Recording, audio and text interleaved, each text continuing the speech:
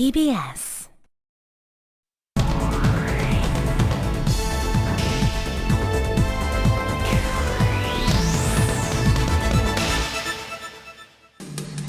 외국인을 대상으로 한 바가지 요금을 뿌리 뽑기 위해 서울시가 강력한 처벌 대책을 내놓았습니다. 1년 넘게 리모델링 공사를 끝낸 서울동물원 열대 조류관이 재개장해 관람객들을 맞이하고 있습니다. 버스 노선도에 진행 방향을 알려주는 화살표를 붙이는 한 청년의 선행을 취재했습니다. 19대 총선 수도권 당선자에게 듣는다. 서울 동대문 을 민주통합당 민병두 당선자와 함께합니다. 영화 건축학개론으로 대중문화계 90년대 돌풍이 불고 있는 현재 상황을 수도권 인사이트에서 짚어봅니다.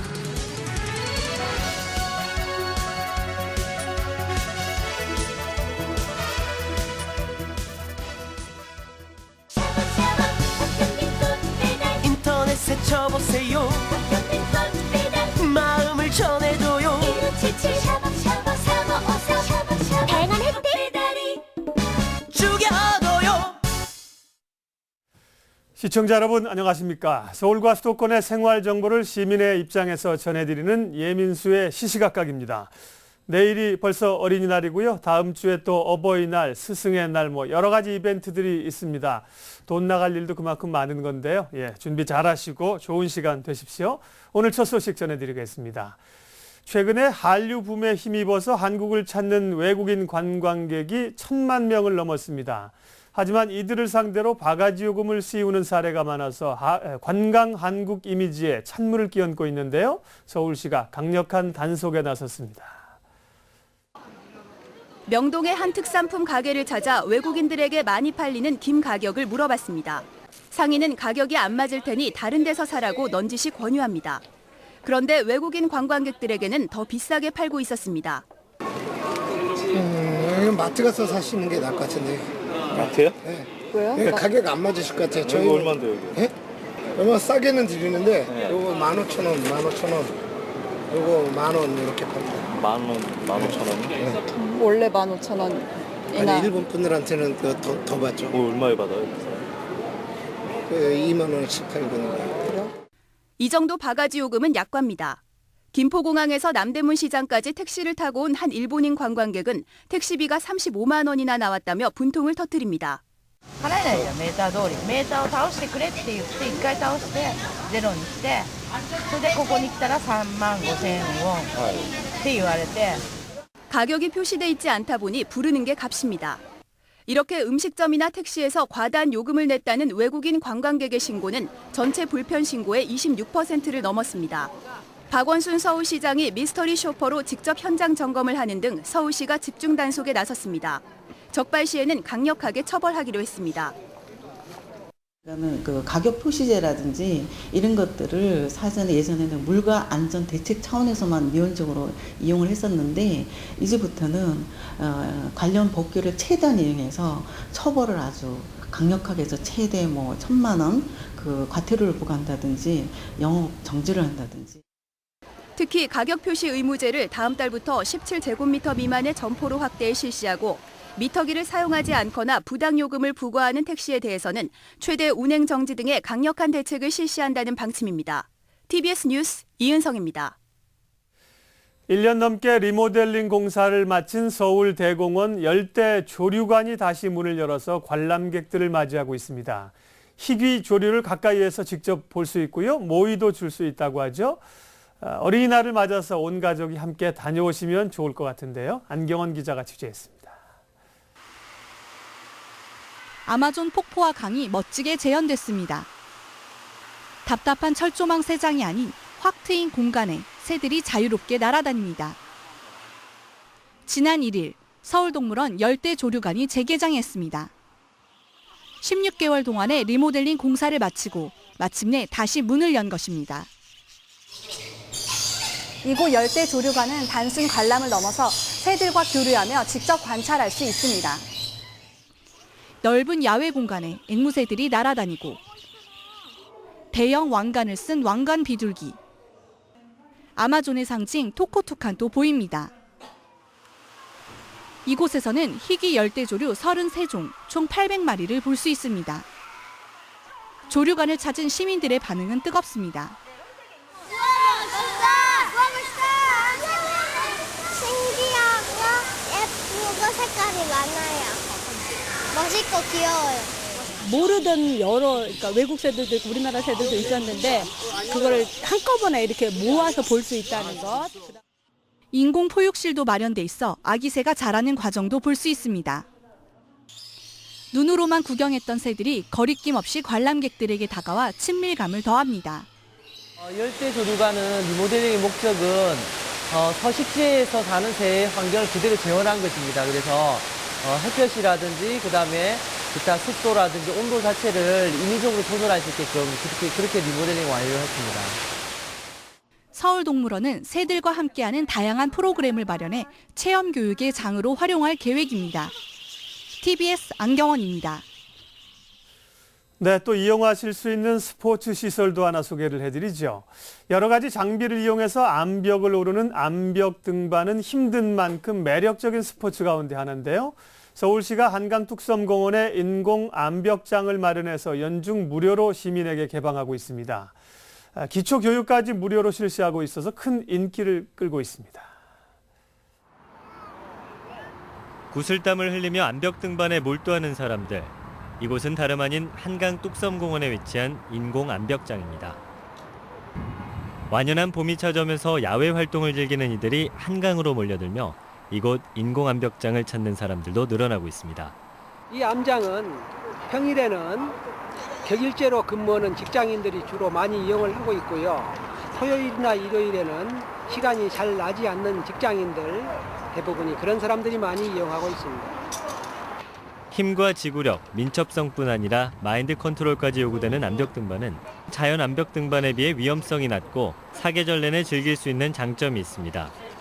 이에 서울시는 한강 뚝섬공원에 인공 암벽장을 마련해 장비를 갖춘 사람들에게 연중 무료로 개방하고 있습니다. 암벽 등반은 전신 운동입니다. 팔, 다리, 허리 전신 운동이고 심폐기능도 많이 활성화시킬 수 있고 짧은 순간에 급격하게 모든 힘을 쏟아붓는 운동이기 때문에 아주 몸무게를 줄이는 데는 아주 좋습니다. 주말에는 신청자를 대상으로 무료 교육을 진행하고 있으며 참가자에게는 신발을 제외한 모든 장비를 무료로 지원합니다. 평소 때 이게 접하기 힘든 운동이라서 이제 많이 고민하다가 이제 무료 교육 체험이 있어가지고 한 건데 4주 동안 하는 거라서 부담 없이 매주 나와서 하고 있어요. 매주 초급 과정으로 장비 사용법부터 하강법 등을 배울 수 있고 급경사에서 필요한 동작으로 좌우로 손과 발을 교차해 사용하는 백스텝과 드롭니 등의 중급 과정이 월 2회 마련돼 있습니다. 무서운 건 맞고요. 그래도 이렇게 한 번씩 올라가면서 그 무서움을 좀 이길 수가 있더라고요. 맨 처음에 저 왔을 때 저 반도 못 올라갔었는데 지금 두 번째인데 이번에 다 올라갔거든요. 그래서 처음에는 좀 무서워서 많이 못 갔거든요. 근데 좀 이제 조금씩 하다 보니까 많이 늘었거든요. 인공 암벽 등반 입문교육 과정은 올해 10월 30일까지 무료로 운영되며 초등학생부터 성인까지 누구나 수시로 접수 신청하실 수 있습니다. TBS 리포트입니다. 문화적으로 소외된 지역인 도서 산간에 살면서 장애까지 가지고 있다면 다양한 문화를 접하기는 어렵겠죠. TV를 통해서 즐길 수 있는 것이 고작일 텐데요. 이런 장애 아들을 위해서 서울에서 뜻깊은 행사가 열렸습니다.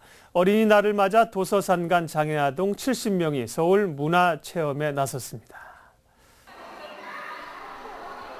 전북 익산에서 온 16살의 이채은 양은 생애 처음으로 서울을 방문했습니다. 어려운 집안 형편의 지적장애까지 겹쳐 평소 가까운 곳에 외출조차 힘든 처지였기에 이번 서울 방문의 채은 양은 한껏 기분이 들떠 있습니다. 서울에 와서 놀이동산 가서 제 친구들과 함께 재밌게 놀고 박물관 와서 동물도 보고 신기하고 사진 찍고 재밌게 놀았어요. 사회복지법인 따뜻한 동행은 5월 5일 어린이날을 맞아 서초구청, 서초구립 한우리 정보문화센터와 함께 공동으로 도서산간 장애아동 70명을 초청, 서울문화체험 행사를 실시했습니다. 도서상간 지역에서 성장하고 있는 어린이 그리고 청소년기 아이들은 문화적으로 이제 소외된 지역에서 살다 보니까 다양한 문화를 접하기가 어려운데 이번 사업을 통해서 더 다양한 문화를 접하고 그리고 이 아이들이 이 문화를 바탕으로 더 건강하게 성장하기 위한 단계가 되었으면 좋겠습니다. 따뜻한 통행팀은 지난 2일 군산, 익산, 여주 등 멀리서 서울을 방문한 장애아동들을 맞이하는 환영식을 열고 총 2박 3일의 일정 동안 자연역사박물관, 서울 월드컵 경기장 등 서울 곳곳을 장애아동들과 함께 동행했습니다. 이번 행사에는 탈북 청소년 대안학교인 여명학교 학생들과 여러 학부모들도 자원봉사자로 참여해 이들의 뜻깊은 동행을 도왔습니다. 도심 속에 정말 와서 무엇이 있고 직접 보고 느끼고 이렇게 경험할 수 있는 좋은 기회에 함께 동참함으로써 친구들과 더 가까워지고 더 이렇게 신나게 놀 수 있는 기회를 만들기 위해서 함께 왔습니다. 어린이날을 바로 앞둔 이 시간, 도서산간의 장애아동들에게 이번 서울 방문은 새로운 삶의 희망을 찾아가는 계기가 되어주었습니다. 서울에 좋은 곳을 많이 보고 많이 알게 돼서 너무 좋았고 다음번에 꼭 같이 다시 서울에 다시 오고 싶어요. 올해로 두 번째를 맞는 서울문화체험은 우리 사회에서 소외된 장애아동들과 그 가족들을 위해 앞으로도 계속 개최될 예정입니다. TBS 리포트입니다. 네, 이번에 세상을 아름답게 하는 아주 멋진 청년을 한 분 만나볼까요? 낯선 곳에서 버스를 타기 전에 정류장에 설치된 노선도를 살펴보게 되는데 이게 뭐 이쪽으로 가는 건지 저쪽으로 가는 건지 잘 방향을 모를 때가 있습니다. 그리고 버스는 확 지나가 버리죠. 또 잘못하는 경우도 종종 있는데요.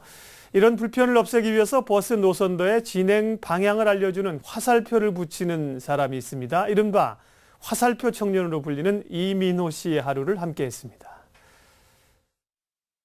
자전거를 타고 힘차게 하루를 여는 이민호 씨의 다른 이름은 화살표 청년입니다. 600곳이 넘는 버스 정류소의 노선도에 진행 방향을 나타내는 화살표를 붙이고 얻은 별명입니다. 이 씨가 이 일을 시작한 건 지난해 11월. 자신이 조금만 노력하면 모두가 편해질 수 있다는 생각 때문이었습니다. 젊은 사람들 같은 경우에는 스마트폰을 사용해가지고 뭐 어려운 길도 잘 찾아가는데 어르신들은 한참을 보시고 한심 불편해하시는 모습을 보고 그걸 좀 고쳐야 되겠다 생각해가지고 시작하게 됐습니다. 시민들도 이 씨 덕분에 버스를 이용하기 한결 편해졌습니다. 저렇게 해놓은 건 우리 노인네들한테는 좋은 일이죠. 또 모르는 분들인데 저런 걸 보면 어디로 가고 이거 다 해놨으니까. 화살표 청년의 작은 실천은 온라인상에서도 화제가 되면서 많은 사람의 응원이 이어졌습니다. 화살표 청년의 선행이 알려지자 서울시로부터 버스를 이용하는 시민의 편의를 증진한 데 대해 표창까지 받았습니다. 이 씨는 앞으로도 화살표 청년으로서의 행보를 계속해 나갈 예정입니다. 관계자분들한테도 이걸 많이 건의를 한 상태라서 그 시나 도에서도 이걸 좀 많이 개선해 나갈 수 있게 좀 해줬으면 좋겠습니다. 바닷가에서 다른 펭귄들이 망설일 때 가장 먼저 물에 뛰어드는 퍼스트 펭귄처럼 화살표 청년의 움직임이 우리 사회를 바꿔나가는 바람을 일으킬 수 있을지 주목됩니다. TBS 뉴스 김혜진입니다.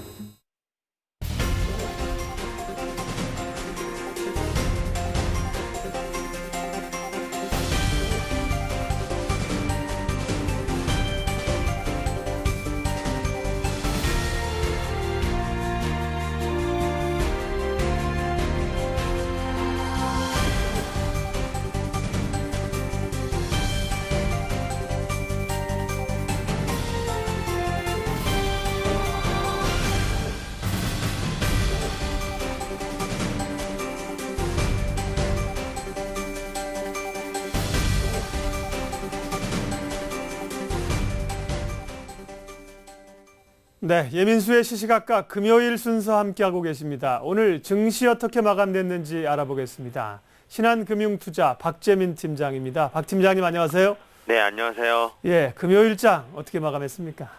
네, 코스피 지수 미국의 경기 지표 부진 소식에 이틀 연속 하락하면서 1980선으로 다시 내려왔습니다. 그동안 쏠림 현상을 주도했던 삼성전자, 현대차, 기아차 등 빅3가 차익 매물에 2에서 3%가량 많이 내렸습니다.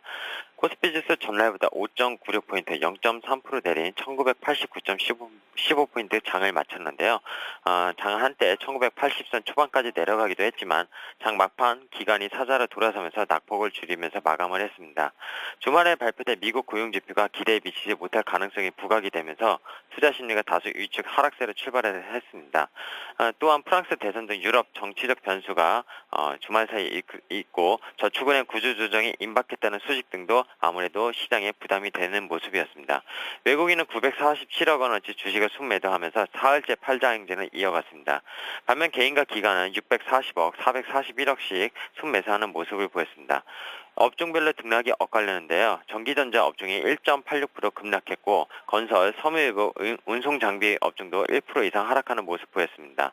반면 한국전력과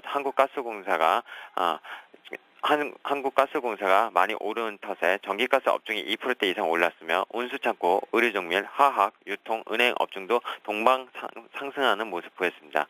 삼성전자가 오랜만에 차익 매물에 2.93% 급락하면서 이틀 연속 하락세를 나타냈습니다. SK하이닉스는 일본 엘피다 매물이 입찰에 불참한다는 소식에 3.3% 상승하는 모습 보였습니다. 금일 저축은행 퇴출을 우려해 진흥저축은행, 한국저축은행, 솔로몬저축은행이 가격 제한폭까지 급락하는 모습 보였습니다. 코스닥 지수 사흘째 상승하면서 490선 되찾는 모습 보였는데요. 전날보다 3.09포인트 오른 490.53포인트로 장을 마쳤습니다. 이날 코스닥 490선 되찾는 것은 지난달 23일 이후 8거래일 만인데요. 외국인이 하루 만에 돌아오면서 95억 원 순매수하면서 꽤나 힘을 많이 보탠 모습을 보였습니다. 기관도 장 후반 입장을 바꾸면서 57억 원 정도 매수를 했고요. 반면에 개인이 오랜만에 124억 원 매도 위로 돌아섰습니다. 대부분 업종이 상승한 가운데 시가총액 상위 종목들도 대부분 빨간불이 켜졌습니다. 시총 10위권 내에서는 SK 브로드밴드만 파란불이 켜지는 모습 보였고요. 안철수 서울대 융합과학기술대학원장이 다음 달 대선 출마를 선언할 것이라는 보도에 안랩은 4.52% 뛰는 모습을 보였습니다. 외환시장 원달러 환율 전일보다 2.3원 오른 1131.3원에 마감하였습니다. 이상 신한금융투자 압구정 PW센터에서 전해드렸습니다.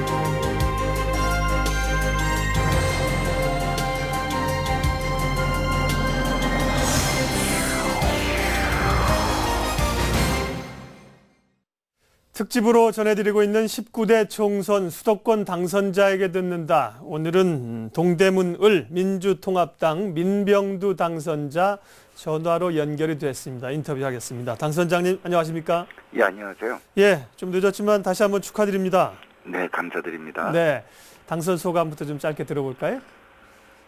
아유. 굉장히 예. 쑥스러워하시네요, 당선자님. 예, 그 주민들이 네. 저희가 보낸 기대가 굉장히 크다고 생각하고 굉장히 마음 무겁게 받아들이고 있습니다. 열심히 하도록 할 생각입니다. 예. 그 민병두 당선자를 소개할 때 이 새누리당의 당 대표를 지낸 4선의 홍준표 후보를 물리쳤다. 이게 제일 먼저 나옵니다. 그래서 어떻게 보면 민병두 당선자보다 홍준표 후보 이름이 먼저 나와서 저는 민병두 당선자를 먼저 불러드린 건데요. 예. 초반부터 상당히 좀 접전 지역이 되지 않겠는가 예상을 했었는데 뭐 52.8%를 득표하면서 표차를 많이 벌리셨어요. 승리를 이렇게 완승을 하신 원인은 어디에 있다고 보시는지요? 주민들하고 일체감을 형성한 것이 가장 중요했다고 생각해요.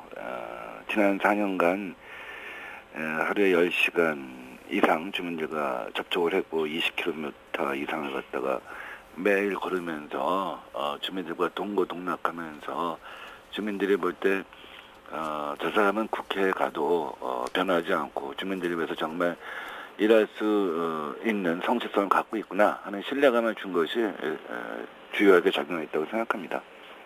네. 사실은 뭐 17대 때 비례대표를 하셨고요. 예, 18대는 낙선을 하셨었죠. 그래서 자료를 보니까 18대 총선에서 낙선하고 그 다음 날부터 2달간 낙선 인사를 다니셨다고 이렇게 자료 적어 놓으셨는데 그 4년간은 굉장히 힘들었겠습니다. 그때가 힘드셨습니까? 이번에 선거 과정이 더 힘드셨습니까? 예, 낙선해서 사실 제가 이번에 떨어진 민병두입니다. 제가 기대에 부응하지 못해서 죄송합니다.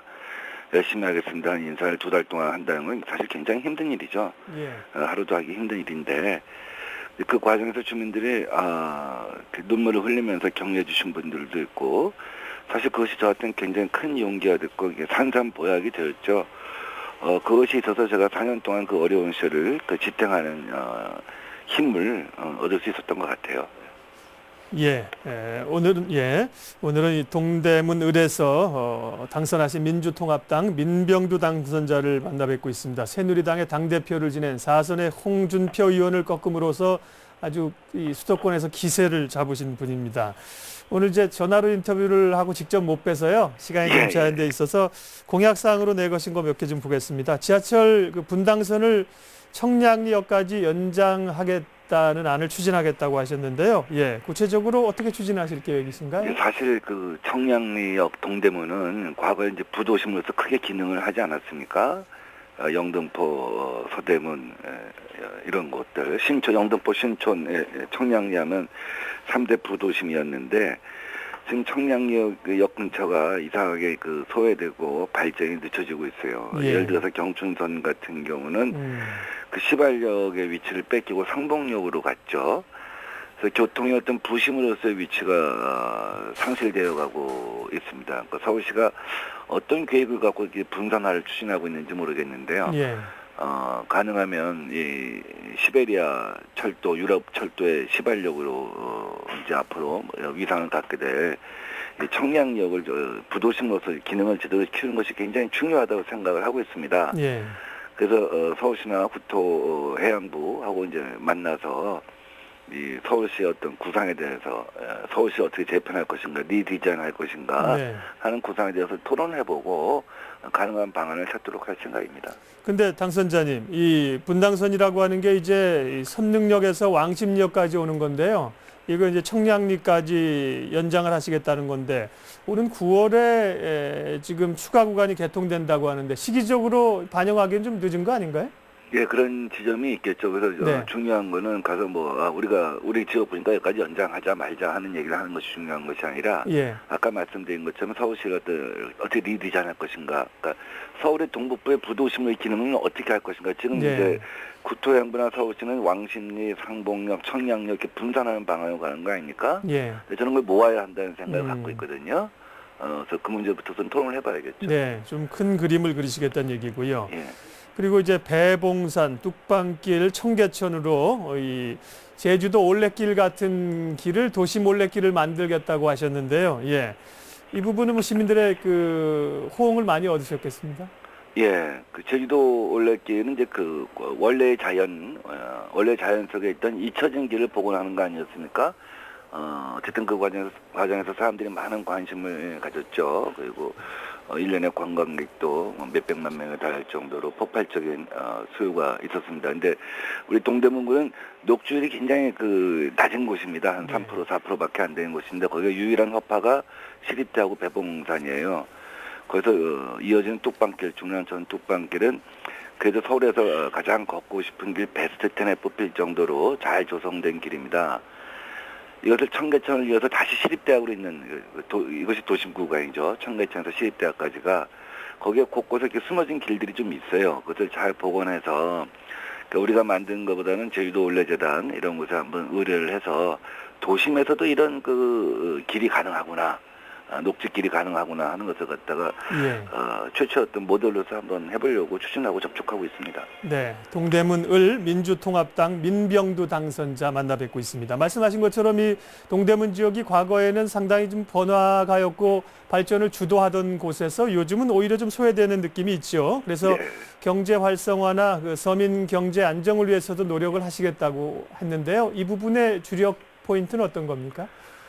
예, 우선 청량역에 덮개공원을 만들게 되면, 그러니까 청량역에 수화물 기지, 승무원 기지 이런 걸 덮어버리는 거죠.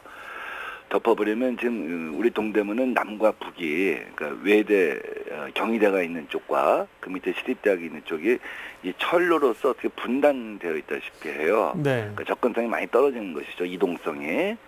그래서 이 부분을 갖다 덮개공원을 갖다 만드는 사업에 대해서 지금 현재는 우리 코레일하고 GS 자이라고 하는 건설회사하고 같이 서로 협약이 되어 있는 상태입니다. 이제 서울시랄지 우리 동대문구청이 좀 협력을 해서 여기에 그 반값 기숙사를 갖다 짓고 공원을 지으려고 하거든요. 그렇게 되면은 이 동대문구 전농동 일대에 상권이 좀 앞으로 588 재건축 계획과 함께 연결돼서 이적이 이제 587인데요. 587, 588이 한꺼번에 이제 재개발이 되면 전농동 일대가 다시 태어나는 그런 과정이 될 것 같고요. 예. 그다음에 장안동 답심리 지역 같은 경우는 지금 굉장히 상권이 죽어서 많은 주민들이 이제 고통을 겪고 있습니다. 이게 화물 시장이랄지 자동차 부품 시장이랄지 또 자동차 수리 센터랄지 이런 노후화돼 있지만 돈의 이동량이 많은 그런 시장들이 있습니다. 이것을 갖다 좀 현대화하고 집중화해서 지역 경제 활성화에 좀 한 역할을 할 수 있도록 노력해 볼 생각입니다. 예. 마무리를 좀 하겠습니다. 이제 17대 이미 의정 활동을 하셔서요. 19대는 또 새로운 뭔가를 좀 또 이룩하실 수 있을 것 같은데요. 19대 국회에서 가장 이루고 싶으신 또 국민의 뜻을 대변하고 싶으신 건 어떤 건지 19대 계획 좀 마지막으로 말씀해 주십시오. 예, 지난 4년간 그 재벌 친화적인 정책을 펼치면서 중소기업인들하고 자영업자들이 굉장히 힘들어했던 지점이 있습니다. 그래서 동네 순대 가게, 빵집 가게 다 재벌들이 침투해서 들어올 정도로 경제 어떤 일방성이, 경제 비민주성이 강화됐는데요. 제1호 법안으로 우리 민주당에서 재벌 일감 몰아주기 근절 법안 이런 것을 좀 당론으로 채택해서 통과시키고 싶습니다. 이제 그것은 그 자체가 민주당의 어떤 정책 전환을 갖다가 상징하는 것이기도 하죠. 예, 알겠습니다. 이 섬김의 정치를 표방하시고 있습니다. 사실은 이제 정치하면 섬김과 어찌 보면 당연하지만 잘 안 어울리는 그런 국민들의 이미지 속에 있는데 섬김의 정치를 19대에서 잘 펼쳐주시기를 기대하겠고요. 직접 못 뵙고 인터뷰를 해서 시간이 좀 제한되어 있습니다. 서울 동대문을 민주통합당 민병두 당선자님 만나 뵙습니다. 고맙습니다. 네, 감사합니다.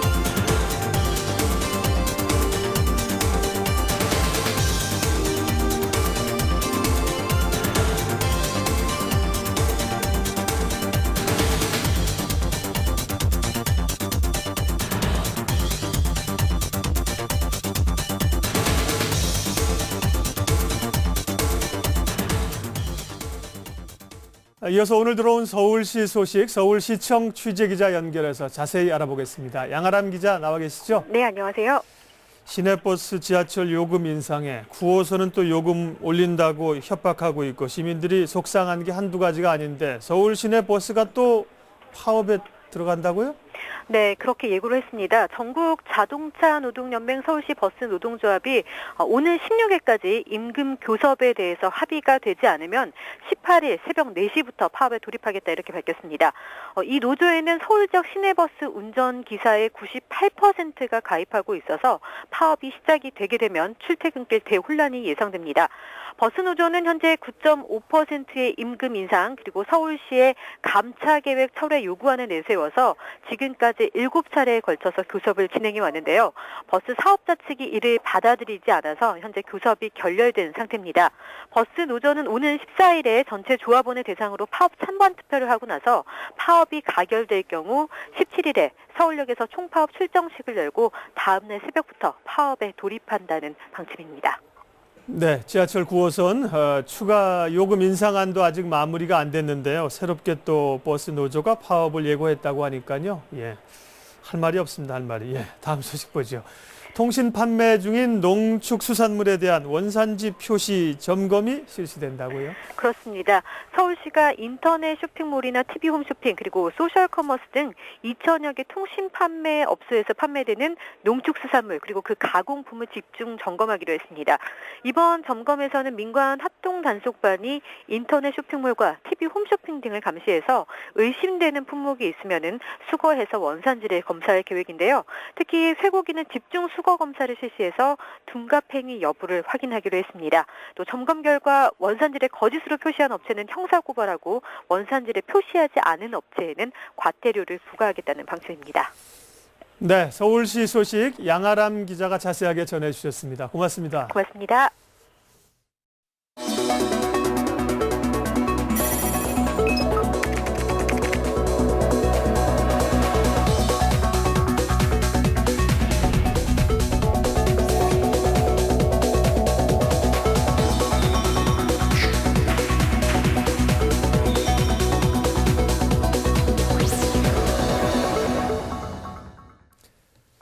서울과 수도권의 사회, 정치, 문화 이슈들을 깊이 있게 살펴보는 수도권 인사이트입니다. 오늘은 김갑수 문화평론가와 함께 하겠습니다. 김 선생님 어서 오십시오. 네, 안녕하세요.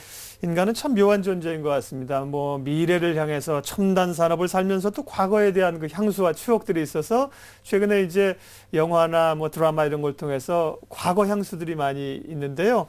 90년대 정서 또 X세대의 이야기가 많이 나옵니다. 예. 왜 그럴까요? X세대란 누구를 지칭하는 겁니까? 일단 용어 정리를 좀 먼저 해볼게요. 예. 무슨 세대 이런 말 우리한테 굉장히 익숙하잖아요. 네.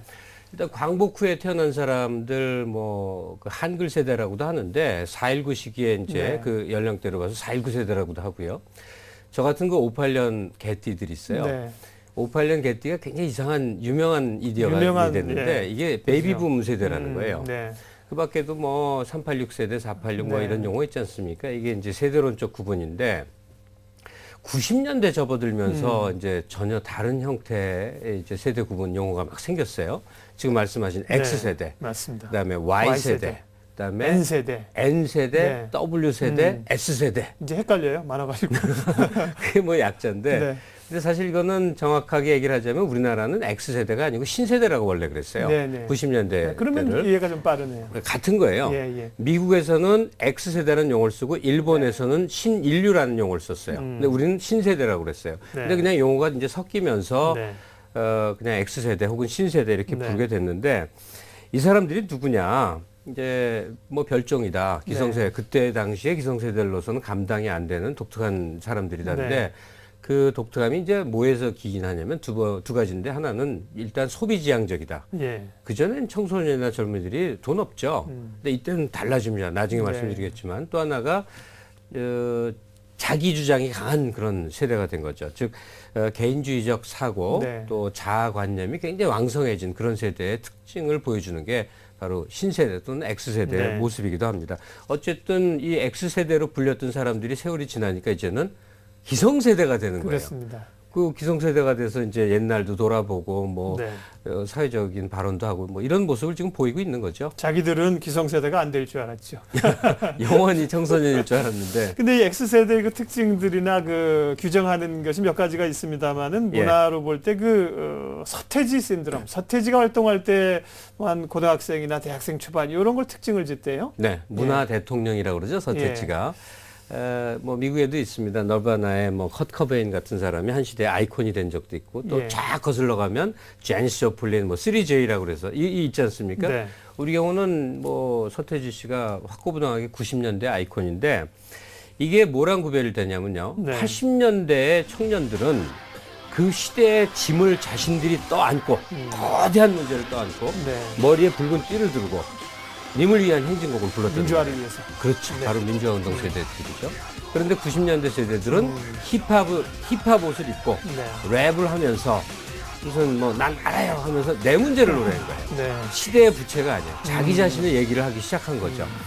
대표적으로 교실 이데아 같은 게 이제 전형적인 그 시대의 언어, 그 시대의 노래라고 할 수 있는 것일 텐데 우리들이 아무리 내가 10몇 살이지만 나도 독자적인 인격체다.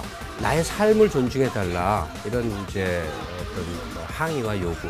그래서 80년대 목소리는 저항이라고 한다면 90년대는 아마 반항이라고 표현해야 이제 적합할 것 같아요.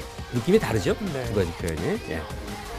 그게 이제 서태지에서 비롯했고요. 이제 대중음악으로 많이 나타났고 또 최근에 이제 영화를 통해서 이런 것들이 좀 많이 알려지고 향수를 자극하는 거 아닙니까? 네. 건축학개론 혹시 보셨어요? 저는 못 봤습니다. 왜 아저씨인 거예요? 그러니까. 그러게요. 뭐 첫사랑 얘기 많이 하대요. 그 영화 보고요. 네.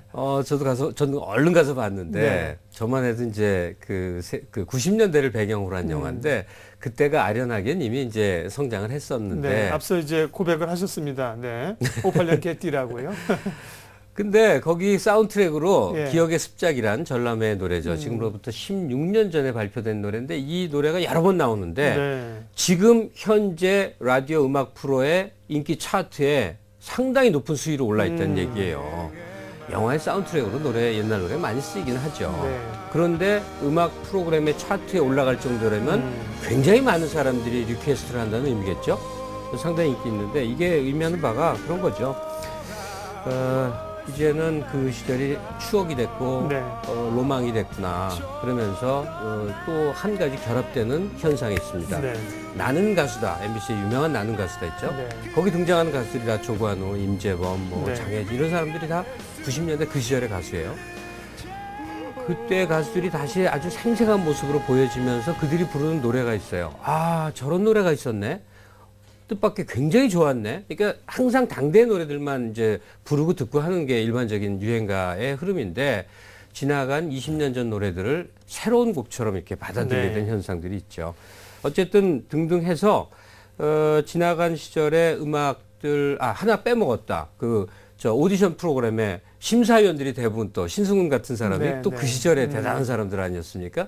그러다 보니까 문화 현상에도 이제 지나간 세대들이 전면에 등장하고 또 그때 젊어서 그걸 봤던 사람들이 나이 들어서 적극적으로 거기에 이제 반응을 보이고 콘서트도 가고 뭐 이런 현상인 거죠. 네, 90년대에 그 꿈을 안고 외쳤던 한 시대를 살았던 이제 X세대, 신세대들이 기성세대로 들어와 왔습니다. 기성세대에 오신 여러분들을 환영합니다. 자, 그래서 이제 고민이 좀 있는 거죠. 근데 기성세대는 이제 경제 문제, 자녀 교육 문제, 뭐 직장 문제, 은퇴 문제 이런 걸 고민할 텐데 이것이 대중문화를 통해서 90년대가 표출된다는 건 어떤 의미일까요? 90년대 대중문화를 통해서 다 포함해서 말씀을 드리겠는데요. 이제 90년대라는 시점은 한국 사회의 큰 분기점 중에서도 굉장히 다른 시기입니다. 정확히는 90년대라는 건 1987년에 시작이 됩니다. 뭐 흔히 말하는 6.29 선언이라는 게 절차적 민주화고 그다음에 60 항쟁이라는 그 가을 동안의 기간이 있었어요. 이때 무슨 일이 벌어지냐면 근로자들의 실질 임금이 3배가 상승을 합니다. 그래서 중산층이 두텁게 형성이 돼요. 그러니까 이 용어를 쓰자면 정확히 이때부터 90년대 접어들면서부터 한국은 소비사회로 진입을 하게 됩니다. 그런데 이 소비사회 주역이 바로 청소년이 된 거죠. 이때 이 돈을 누가 쓰는지는 텔레비전 광고를 보면 바로 알 수 있는 건데 어느 세대가 쓰는 물건이 가장 광고에 많이 나오는가를 보면 돼요. 그런데 청소년들이 좋아함직한 용품이 광고가 된 게 바로 90년대부터 최초로 일어난 현상이에요. 그러니까 이때 이 돈도 쓰고 인생의 즐거움도 구가하고 또 거기에 따른 여러 가지 문화적 다양성을 추구했던 사람들이 이제 잊지 못하는데 살기에 바빠서 그냥 아둥바둥 지내오다가 이제 30대 후반 40 접어들면 아무래도 그 이상한 그 심리적 공허감 이런 거 있죠. 그러니까 일단 반응할 수 있는 게 그때 노래들, 영화들 그런 거 아니겠습니까? 친구라는 유명한 영화 생각나시죠? 곽경택 감독의. 이때 배경은 70년대예요. 아마 써니는 80년대일 겁니다. 그런데 이 건축학개론은 이제 90년대를 추억의 대상으로 삼게 만든 영화인 거죠. 영화를 만드는 분들도 그런 데서 소재를 끊임없이 가져오는 것 같아요. 그럼요. 예. 네. 그래서 이제 영화 건축학개론의 파장이 영화 한 편의 위력이 얼마나 크냐면 그 당시에 유행하던 그 삐삐라고 하죠. 네. 호출기, 예. 또 뭐 CD 플레이어, 예. 그 영화 속 장소, 뭐 또 정릉도 찾아간다고 하고요. 뭐 예. 좀 재밌는 일들이 많이 벌어지는 모양이죠. 아, 건축학개론 보면요. 네. 앞에 이제 건축과 교수가 학생들한테 이제 막 그게 굉장히 인상적이에요. 근데 네. 그 여주인공, 그러니까 보니까 걸그룹 멤버였더군요. 그 여주인공. 걔란다. 그 여배우한테 물어봐요. 너 정릉이 뭔지 알아? 그러니까 그 여학생이 뭐라 그러냐면 정자가 들은 거예요. 뭔지 모르겠고 정릉. 그러니까 정조? 또 정종? 정약용? 굉장히 막 웃깁니다. 그게.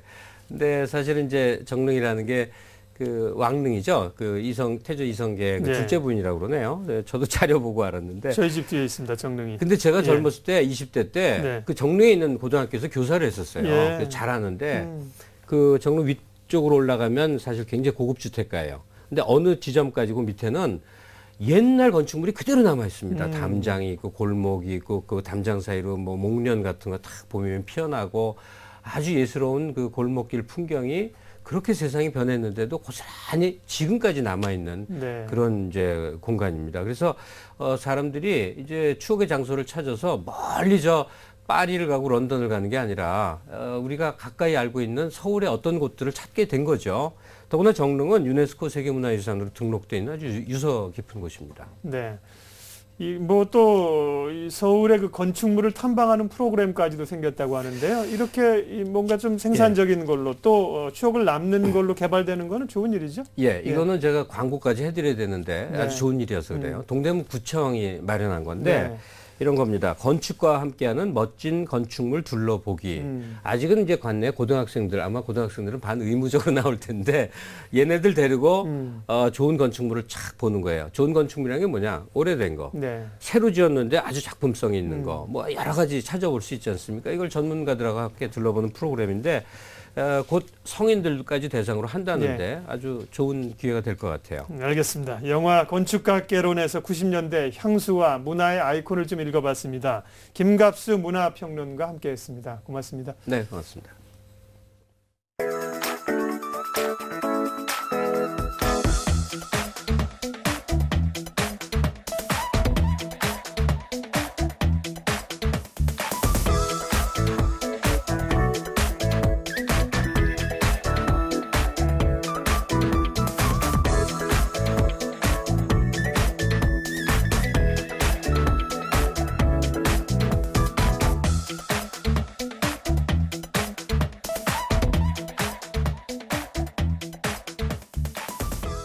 네, 올해부터 주 5일 수업제가 시행이 됐는데요. 대부분 초등학생이 토요일 집에서 TV를 보거나 컴퓨터를 사용하면서 시간을 보낸다는 조사 결과가 나왔습니다.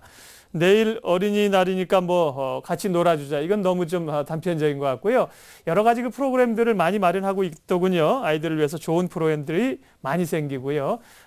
좋은 시간을 활용하는 계기들이 됐으면 좋겠습니다. 예민수의 시시각각 오늘 순서는 여기서 마치겠습니다. 함께해 주셔서 고맙습니다.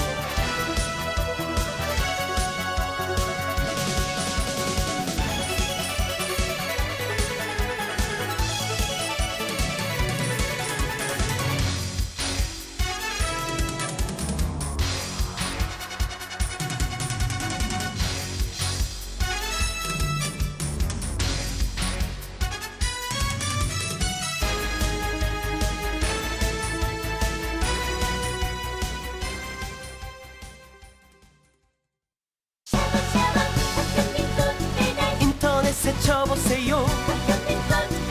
마음을 전해줘요. 다양한 혜택 죽여줘요.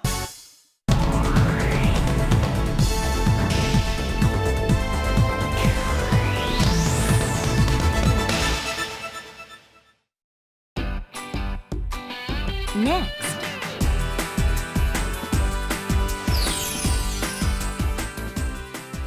TBS 교통 날씨가 방송됩니다.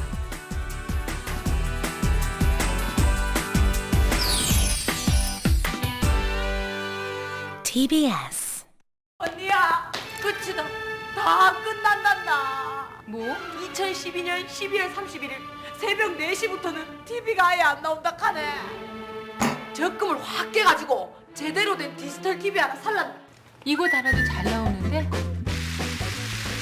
이게 뭔데? 디지털 컨버터. 디지털 TV를 사거나 아날로그 TV에 디지털 컨버터만 달면 디지털 방송을 무료로 볼 수 있어. 서울 교대의 한 커피 전문점. 안녕하세요. 주문 도와드리겠습니다. 이곳에서 커피를 주문하면 조금은 특별한 광경이 펼쳐집니다. 바로 직원들의 온몸 수화가 시작되는 건데요. 피하고 같이 가. 청각장애인 바리스타 바다 씨를 위한 배려라고 하네요. 처음에는 바다한테 글씨로 써서 음료를 전달했었는데 주문 내용을 전달했었는데 약간의 착오가 생기는 경우가 많아서 저희가 수화를 바다한테 알려달라고 부탁을 해서 하나하나 배우게 되었습니다. 그러니까 더 시간도 단축되고 정확성도 길러지게 돼서 더 좋은 것 같습니다. 바다 씨는 4살 때 열병으로 청력을 잃은 2급 청각 장애인인데요. 커피를 배우면서 바다 씨의 생활은 180도 달라졌습니다.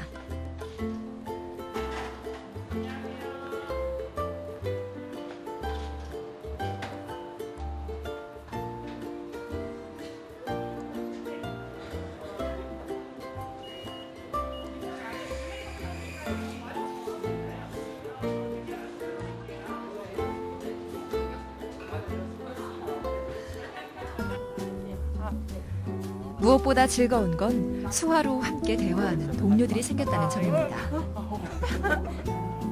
바다랑 얘기하면서 되게 가까워지는 계기가 돼서 파트너들도 이제 서로 되게 많이 얘기도 많이 하게 되고 많이 배우려는 노력이 보이게 된 것 같고 어쨌든 내가 내 스스로 선입견을 갖고 있었다는 생각을 깨우쳐준 사람이에요. 처음 느꼈던 열정 자체를 받고 오히려 또 다른 파트너들과 다른 일반 파트너 맞지 않게 더 잘한다는 생각을 해요.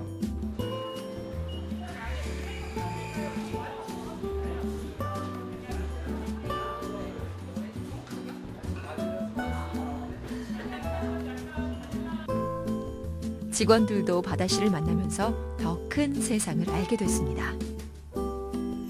TBS 무지개 캠페인 7가지 색깔이 모여 무지개를 만듭니다.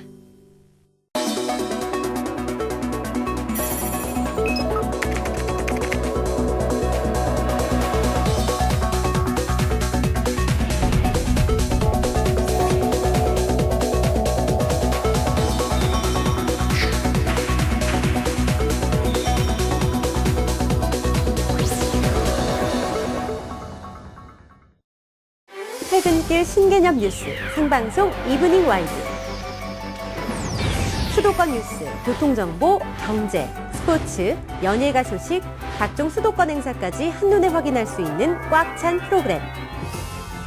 세상을 바라보는 새로운 창, 생방송 이브닝 와이드가 평일 저녁 당신의 퇴근길을 찾아갑니다.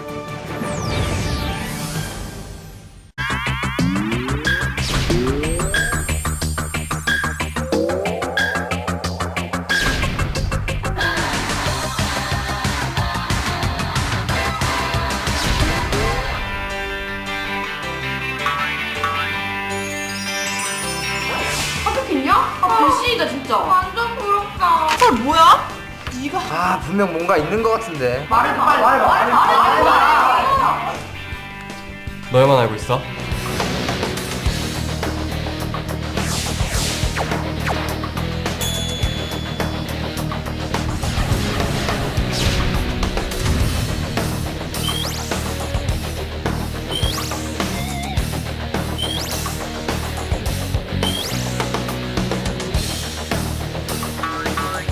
기적의 TV 상담받고 대학 가자. 뿌잉뿌잉.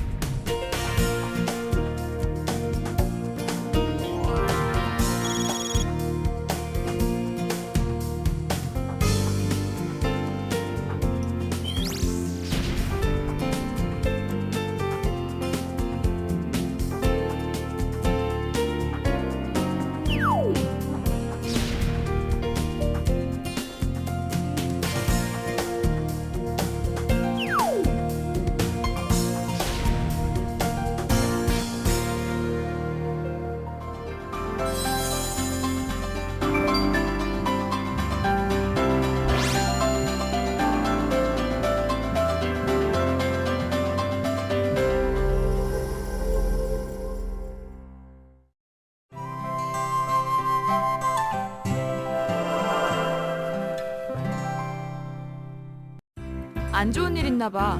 표정이 어둡네. 우리 부서 프로젝트가 잘못됐는데 내가 덤탱이 썼어. 이 대화에서 잘못된 표현은 무엇일까요? 뭔가를 뒤집어 쓰거나 걱정거리를 떠안았을 때 우리는 덤탱이를 썼다, 덤태기를 썼다라고 하지만 이는 모두 잘못된 말입니다. 덤터기가 맞습니다. 덤터기는 남에게 넘겨씌우거나 남에게서 넘겨받은 허물이나 걱정거리 또는 억울한 누명이나 오명을 뜻하는 말입니다. 바르게 고친 대화를 다시 들어볼까요? 안 좋은 일 있나 봐. 표정이 어둡네. 우리 부서 프로젝트가 잘못됐는데 내가 덤터기 썼어.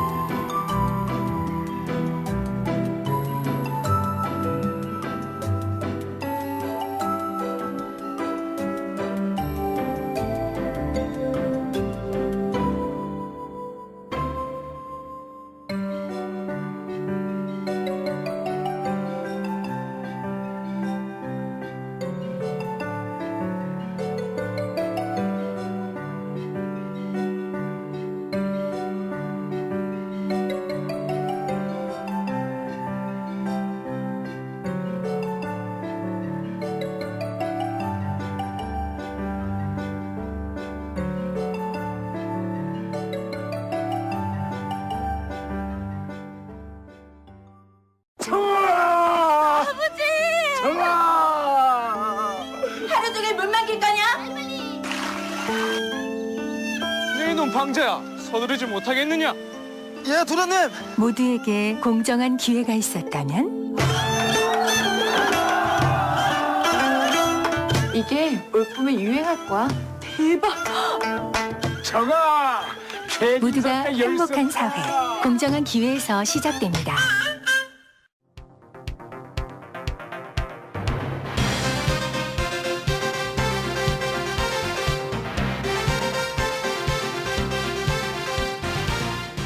TBS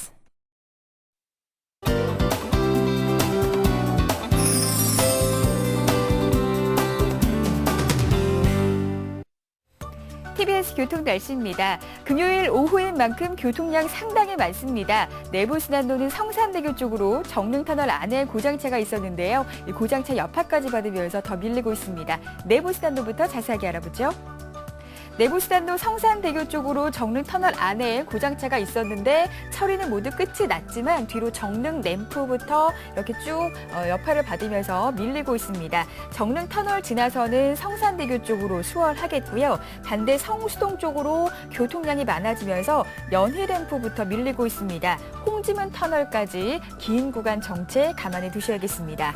강변북로도 이제 구리 쪽 가는 길 많이 어려워졌는데요. 난지 나들목부터 동작대교까지 구리 쪽으로 길게 정체가 되고 있고 일산 쪽으로도 성수대교에서 반포대교까지 속도 내려가 있습니다. 올림픽대로 잠실 쪽으로는 여의교부터 밀립니다. 동호대교까지 정체가 되고 있고요. 공항 쪽으로 청담대교부터 동호대교 지나 동작대교 부근까지 어렵습니다.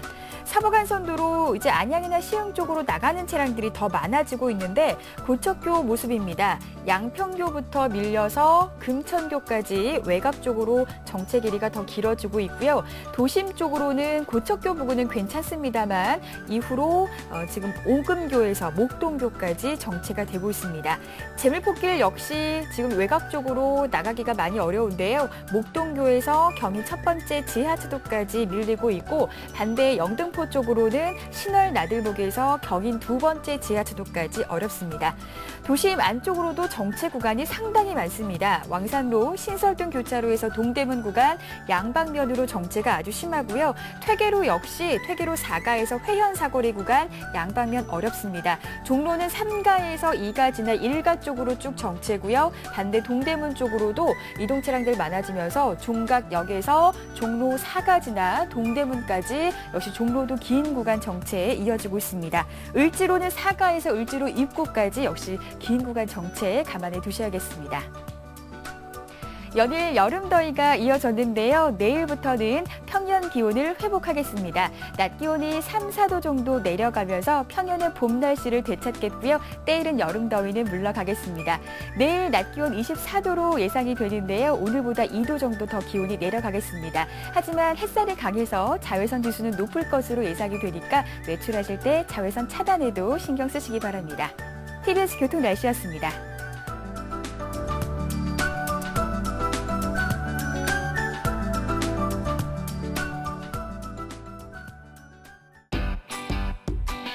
Next.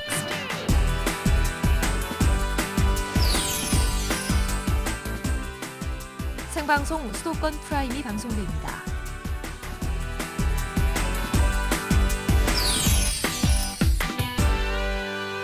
TBS 퇴근길 신개념 뉴스 생방송 이브닝 와이드 수도권 뉴스, 교통정보, 경제, 스포츠, 연예가 소식, 각종 수도권 행사까지 한눈에 확인할 수 있는 꽉 찬 프로그램. 세상을 바라보는 새로운 창, 생방송 이브닝 와이드가 평일 저녁 당신의 퇴근길을 찾아갑니다.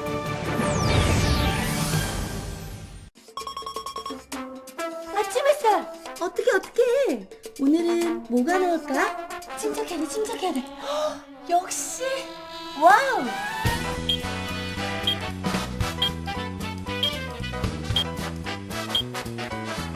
수도권 생활 정보는 여기에서 건지세요.